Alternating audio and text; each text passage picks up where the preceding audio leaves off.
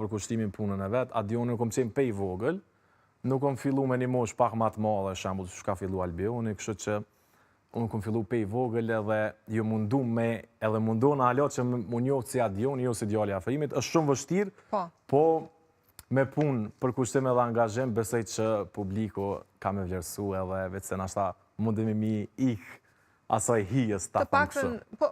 Gjithmonë, sepse nuk është se jemi të njëjtë në fund të ditës. Pa marrë parasysh që je djali i Afrimit, normalisht je unik në lojnë tënde dhe normalisht që edhe zëri, edhe gjithë shka tjetër, e ka hjeshin e vetë, e ka autenticitetin e vetë. Ka shumë komente që ta thënë drejtën shumica e komenteve është që sa shumë i përngjon babit, me zori, shumë i ngjash, shumë me Afrimin, po du me bu një send qartë për gjithë publikun që nuk është emitim.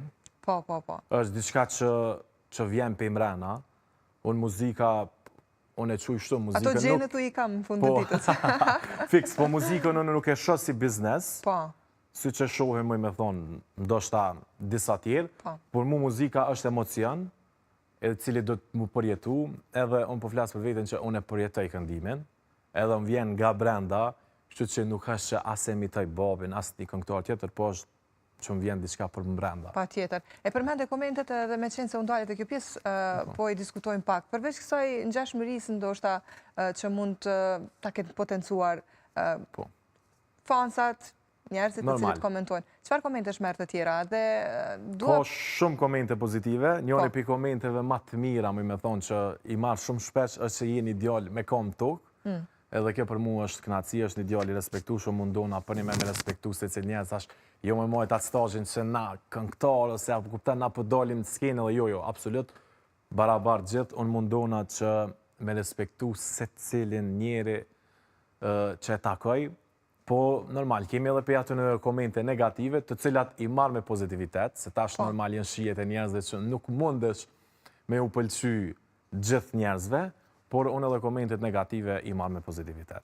Të mërzitin, ndonjëherë? Të negativet? Në fillim, po, pasi e publikova akon në xhelozi, normal, si që thash komentet, shijet e njerëzve, dikujt i pëlqen, dikujt jo, janë që mu mërzit, pak të isha pse nuk pjo pëlqenju në krejtve. Po me kalimin e kohës e kom kuptu që për një me shijet janë relative. Është e pa mundur me i knasjet, po. Bile e ka një fjallë babit që thot tash, nësi ju pëlqen këtë njerëzve është fundi botës, nuk ka mundësi mi ju pëlqy këtë njerëzve. është shia normale, relative.